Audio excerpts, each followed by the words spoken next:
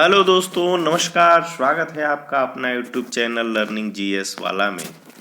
दोस्तों, इस समय हम एनसीईआरटी बुक चला रहे हैं, जिसमें कि आज क्लास 8 एनसीईआरटी भूगोल का चैप्टर 1 अध्याय 1 शुरू करेंगे। और हम अब एनसीईआरटी के क्लास 6 और 7 के भूगोल कंप्लीट करा चुके हैं। आप हमारी प्लेलिस्ट में देख सकते हैं। इसके साथ ही हमारे प्लेलिस्ट में पूरी कॉन्स्टिट्यूशन प्रश्नोत्तरी में है, ज्योग्राफी के मुख्य मुख्य पार्ट हैं और विविध समसामयिकी, ये सब बहुत सारे प्लेलिस्ट में हमारे पड़े हुए वीडियो जो एग्जाम की दृष्टि से काफ़ी महत्वपूर्ण है। इसलिए आप चाहें तो वहाँ प्लेलिस्ट में हम वीडियो देख सकते हैं और अपनी तैयारी बेहतरीन कर सकते हैं। तो आज से हम अब क्लास 8 के एनसीईआरटी भूगोल शुरू करेंगे। देख रहे हैं सामने आप स्क्रीन पर संसाधन। दोस्तों, बहुत ही अच्छा चैप्टर है कि संसाधन जो मनुष्य के द्वारा, मानव के द्वारा उपयोग किया जाता है वह किस प्रकार का होता है। मानव निर्मित, कृत्रिम निर्मित और विभिन्न प्रकार के जो है संसाधन, नवीकरणीय, आप जानते हैं, आप क्वेश्चन अक्सर नवीकरणीय और अनवीकरणीय से देखे होंगे जो संसाधन के ही प्रश्न हैं।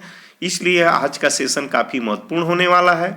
तो आज जो है इस बुक को हम कंप्लीट करेंगे। आप अच्छे से इसको समझ सकते हैं। देखिए, चलिए शुरू करते हैं बिना समय गंवाए। तो मोना और राजू अपना घर साफ करने में अम्मा की मदद कर रहे थे। इन सभी चीज़ों को देखो, कपड़े, बर्तन, अनाज, कंघा, शहद की बोतल, किताबें, इनमें से प्रत्येक उपयोगी है। मोना ने कहा, इसलिए महत्वपूर्ण है। अम्मा ने कहा, ये संसाधन है। तो संसाधन क्या है, ये प्रश्न बनता है कि अब संसाधन क्या है। अम्मा से राजू ने प्रश्न पूछा। अम्मा ने बताया, प्रत्येक वस्तु जिसका उपयोग आवश्यकताओं को पूरा करने के लिए किया जा सकता है वह संसाधन है। तो वह सभी वस्तुएं जिसका उपयोग हम आवश्यकताओं को पूरा करने के लिए करते हैं वह संसाधन होता है। अपने चारों ओर देखिए और निरीक्षण कीजिए। आप संसाधनों के विविध प्रकारों को पहचानने में सक्षम होंगे। आप प्यास लगने पर जो जल पीते हैं, आप अपने घर में जिस विद्युत का उपयोग करते हैं, स्कूल से घर पहुंचने के लिए उपयोग किया गया रिक्शा, पाठ्य पुस्तक जिसका उपयोग आप अध्ययन के लिए करते हैं, ये सभी संसाधन हैं। आपके पिता ने आपके लिए नाश्ता तैयार किया है, उन्होंने जिन ताजी सब्जियों का उपयोग किया है वह भी एक संसाधन है।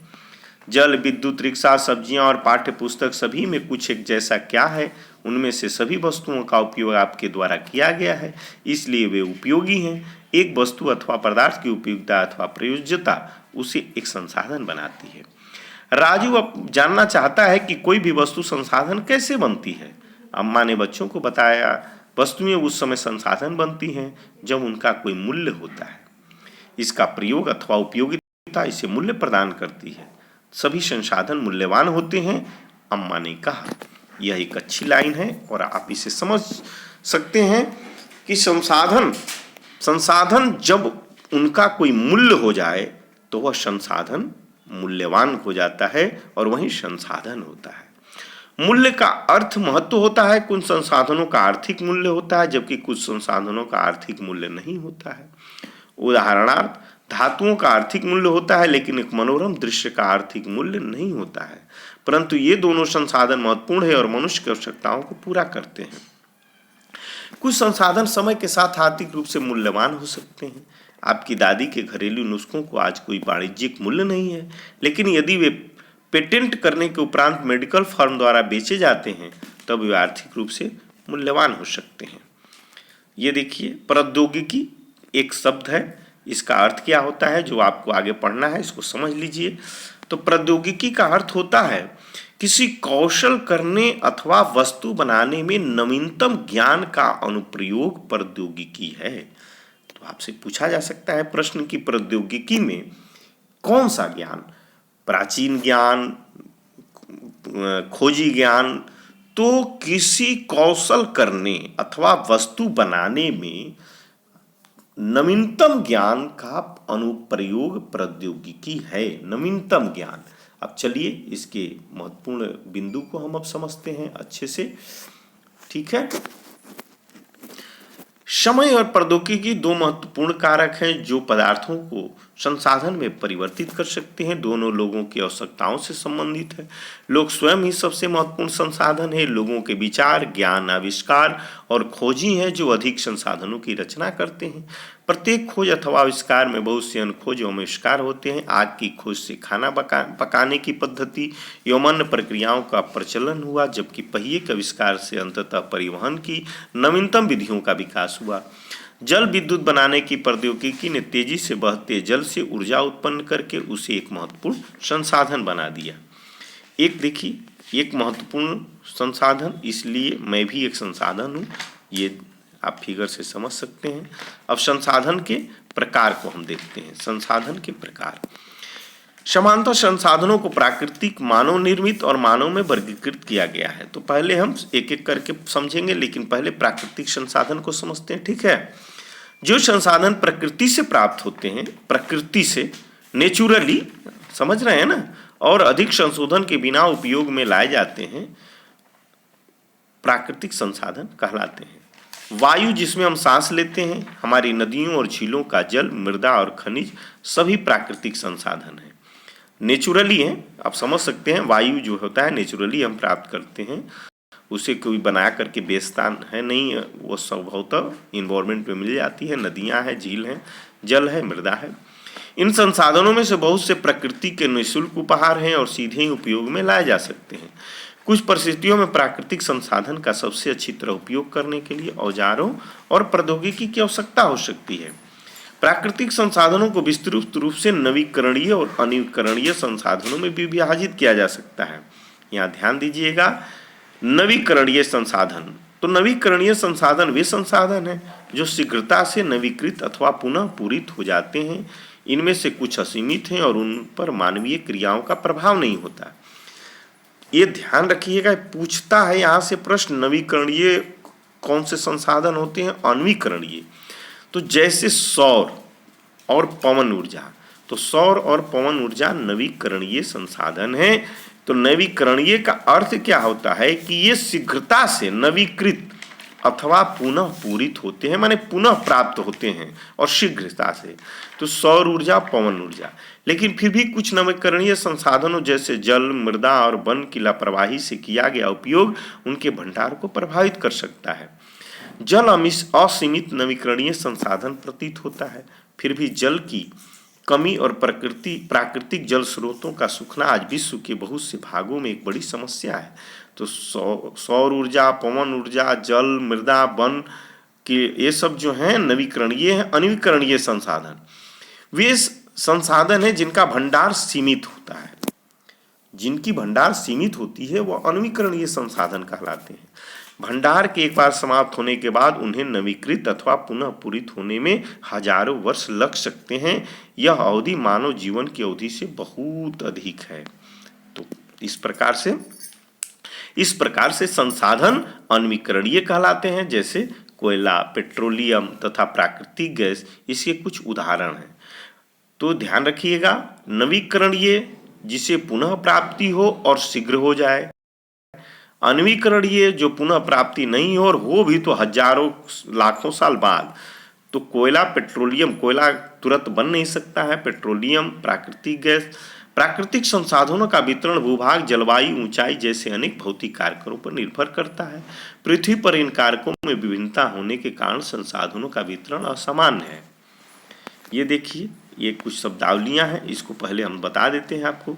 संसाधन का भंडार, यह उपयोग के लिए संसाधन का उपलब्ध मात्रा है। ये देखिए, आओ कुछ सीखें, तो ये आओ कुछ करके सीखने की बात करता है, इसको महत्वपूर्ण नहीं है। ये देखिए, मानव, यहाँ जो है मानव निर्मित संसाधन। कभी कभी प्राकृतिक पदार्थ तब संसाधन बन जाते हैं जब उनका मूल रूप बदल दिया जाता है। लौह अयस्क उस समय तक संसाधन नहीं था जब तक लोगों ने उनसे लोहा बनाना नहीं सीखा था। लोग प्राकृतिक संसाधनों का उपयोग पुल, सड़क, मशीन और वाहन बनाने में करते हैं, जो मानव निर्मित संसाधन के नाम से जाने जाते हैं। प्रौद्योगिकी भी एक मानव निर्मित संसाधन है। देखिए, एक प्रश्न बनता है कि प्रौद्योगिकी किस प्रकार का संसाधन है, तो प्रौद्योगिकी मानव निर्मित संसाधन है। प्रश्न यहाँ बनता है और अच्छे से इसको समझना है। इसलिए हम जैसे लोग प्राकृतिक संसाधनों का उपयोग करके मानव निर्मित संसाधन बनाते हैं। मोना ने समझाते हुए कहा। हाँ, राजू ने स्वीकृति में सिर हिलाया। मानव संसाधन, लोग और अधिक संसाधन बनाने के लिए प्रकृति का सबसे अच्छा उपयोग तभी कर सकते हैं जब उनके पास ऐसा करने का ज्ञान, कौशल तथा प्रौद्योगिकी उपलब्ध हो। इसलिए मनुष्य एक विशिष्ट प्रकार का संसाधन है अतः लोग मानव संसाधन है। शिक्षा और स्वास्थ्य लोगों को बहुमूल्य संसाधन बनाने में मदद करते हैं। अधिक संसाधनों के निर्माण में समर्थ होने के लिए लोगों के कौशल में सुधार करना मानव संसाधन विकास कहलाता है। तो कौशल के सुधार को, भाई सुधार होगा तो विकास होगा। अब संसाधन संरक्षण, मोना ने एक बुरा स्वप्न देखा। उसने देखा कि पृथ्वी पर सारा जल सूख गया है और सारे पेड़ कट गए हैं। वहां पर न तो छाया ही थी और न कुछ खाने पीने के लिए था। लोग परेशान हो रहे थे और चारों तरफ भोजन और छाया की तलाश में निराश घूम रहे थे। उसने अपनी माँ को सपने के बारे में बताया। उसने पूछा, अम्मा, क्या यह सच में हो सकता है? हाँ, अम्मा ने उत्तर दिया। यदि हम नवीकरणीय संसाधनों के प्रति सतर्क नहीं रहते हैं तो बहुत ही दुर्लभ हो सकते हैं और अनवीकरणीय संसाधन निश्चय ही समाप्त हो सकते हैं। राजू ने पूछा, हम इसके लिए क्या कर सकते हैं? बहुत कुछ, अम्मा ने उत्तर दिया। आप अपने दोस्तों से बात क्यों नहीं करते? संसाधनों का सतर्कतापूर्वक उपयोग करना, उन्हें नवीकरणीय के लिए समय देना संसाधन संरक्षण कहलाता है। संसाधन संरक्षण क्या होता है? तो संसाधनों को सतर्कतापूर्वक उपयोग और उन्हें नवीकरणीय के लिए समय देना संसाधन संरक्षण कहलाता है। संसाधनों का उपयोग करने की आवश्यकता और भविष्य के लिए उनके संरक्षण में संतुलन बनाए रखना सतत पोषणीय विकास कहलाता है। ये देखिए, यहाँ से प्रश्न बनता है कि सतत पोषणीय विकास क्या होता है? तो आवश्यकता और भविष्य के लिए उसके संरक्षण में संतुलन बनाए रखना, संरक्षण में संतुलन बनाए रखना। संसाधनों के संरक्षण के अनेक तरीके हैं। प्रत्येक व्यक्ति उपयोग को कम करके वस्तुओं के पुनः चक्रण और पुनः उपयोग द्वारा योगदान दे सकता है। अंततः यह एक विभिन्नता बनता है क्योंकि सभी जीवन एक दूसरे से जुड़े हैं। उस शाम बच्चों और उनके मित्रों ने पुराने समाचार पत्रों, व्यर्थ वस्त्रों तथा बांस की डंडियों से लिफाफे और खरीदारी के लिए थैले बनाए। मोना ने कहा, हम इन वस्तुओं में से कुछ वस्तुएं उन परिवारों को देंगे जिनमें हम जानते हैं। मुस्तफा ने कहा, अपने संसाधनों को बचाना और अपनी पृथ्वी को सजीव रखना यह एक बहुत अच्छा कार्य है। जेसी ने कहा, मैं बहुत ही सतर्क रहूंगी कि कागज व्यर्थ न हो। उसने स्पष्ट किया, कागज बनाने के लिए बहुत से पेड़ों को काट दिया जाता है। मैं ध्यान रखूंगा कि मेरे घर में विद्युत व्यर्थ न हो। मुस्तफा ने जोर से कहा, विद्युत जल और कोयले से मिलती है। मैं विश्वास दिलाती हूँ कि घर में जल बेकार नहीं होगा। जल की एक एक बूंद मूल्यवान है। आशा ने कहा। बच्चों ने कहा, हम सब मिलकर अंतर ला सकते हैं। यह कुछ कार्य मोना, राजू और उनके मित्रों ने किए हैं। आपका क्या विचार है? आप संसाधन संरक्षण में कैसे मदद करने जा रहे हैं? हमारी पृथ्वी और इस पर निवास करने वाले लोगों का भविष्य पेड़ पौधे और पारितंत्र की सुरक्षा और संरक्षण से जुड़ा है। अब यह सुनिश्चित करना हमारा कर्तव्य हो जाता है कि हम सभी नवीकरणीय संसाधनों का उपयोग सतत पोषणीय है। पृथ्वी पर जीवन की विविधता संरक्षित की जाए, प्राकृतिक पर्यावरण तंत्र की हानि को कम किया जाए। ये देखिए, ये कुछ सतत पोषणीय विकास के कुछ सिद्धांत हैं, इन्हें भी पढ़ लीजिए। यहाँ से प्रश्न बनते हैं। सतत पोषणीय विकास के कुछ सिद्धांत: जीवन के सभी रूपों को आदर और देखभाल, मानव जीवन की गुणवत्ता को बढ़ाना, पृथ्वी की जीवन शक्ति और विविधता का संरक्षण करना, प्राकृतिक संसाधन के ह्रास को कम से कम करना, पर्यावरण के प्रति व्यक्तिगत व्यवहार और अभ्यास में परिवर्तन, समुदायों को अपने पर्यावरण की देखभाल करना। ये जो है सतत पोषणीय विकास के सिद्धांत हैं।